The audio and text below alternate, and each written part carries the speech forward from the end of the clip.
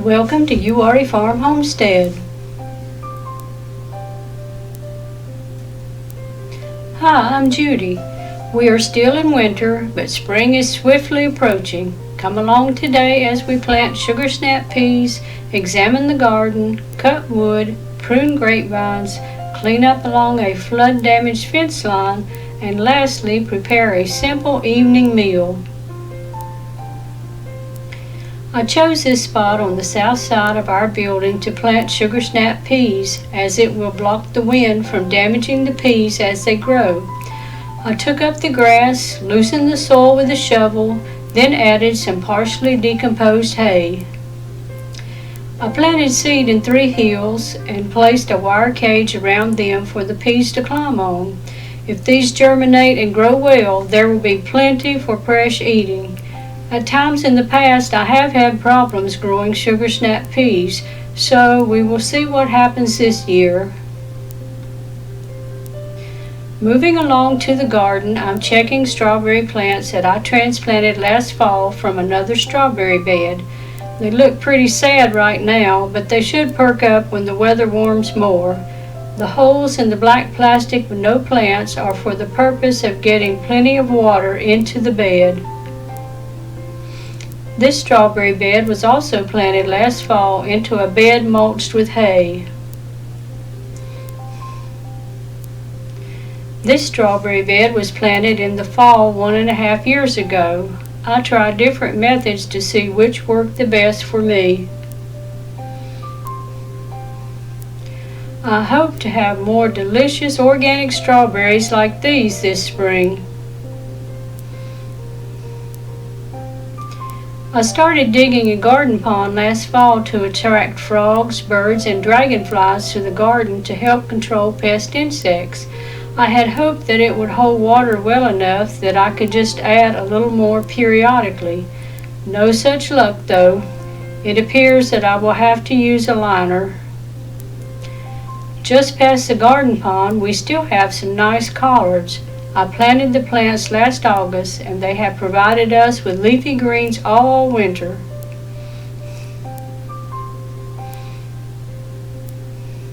As I leave the garden, I see Larry is working on firewood.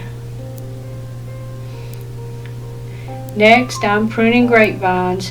I am late getting to this job this year. Pruning is a must for vines that produce well. Pet and one of her triplets are browsing in the pasture behind me as I work. This is an example of a vine that has not been pruned. This is a vine that I have pruned. I see that the blueberries are beginning to bud. I hope they are not so early that frost prevents fruiting. Warm weather has also brought out the daffodils next to the blueberries. Now Larry and I are moving to the pasture to do some cleanup along a flood-damaged fence line. This was the flood that took down part of our fence on February the 7th. You can see how far the Uwharrie River flowed out of its banks by the debris left in the trees in front of Larry. This is a section of fence that the water took down. Larry had already cut up part of this cedar tree that had washed over the fence. He is preparing to cut the rest today. He uses a Stihl MS 180 chainsaw. He never used a chainsaw until he was 70 years old. Currently, he is 75. At the age of 4, he spent 1 year in a polio hospital. His parents were told that he would never be able to do physical work. We are both so blessed to be able to work on the farm. This is eastern red cedar that he will cut in the right length to go on our wood stove. When he gets it up near our house, he will split it with a splitting axe.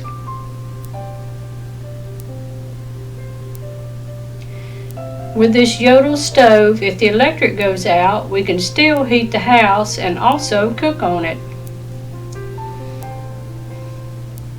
This is another cedar that the floodwater washed in. Violets blooming nearby are another sign that spring is coming soon. The debris in the tree shows how high the floodwater was. Now we are headed back up the hill with the firewood. Back at the house, it is time to make the evening meal. We don't depend on restaurants. We make our meals at home from scratch. This meal will consist of 2 simple but good dishes. I went to our garden and gathered some of our nice collard leaves.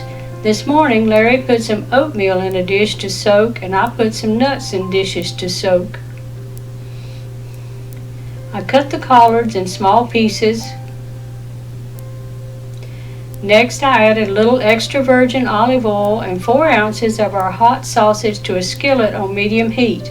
I never cook on high heat because I don't want to damage the cooking oil, making it a health concern.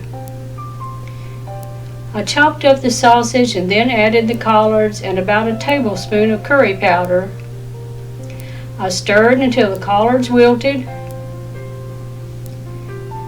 Then I added about 1/2 cup of water, covered with a lid, and simmered until the collards were tender. While the collards simmered, I cooked the oatmeal that Larry had soaked with nuts and strawberries, then added a little stevia and organic milk. There you have it, 2 simple dishes that make a filling, nutritious, and tasty evening meal. Thanks for watching. Don't forget to like, share, and subscribe.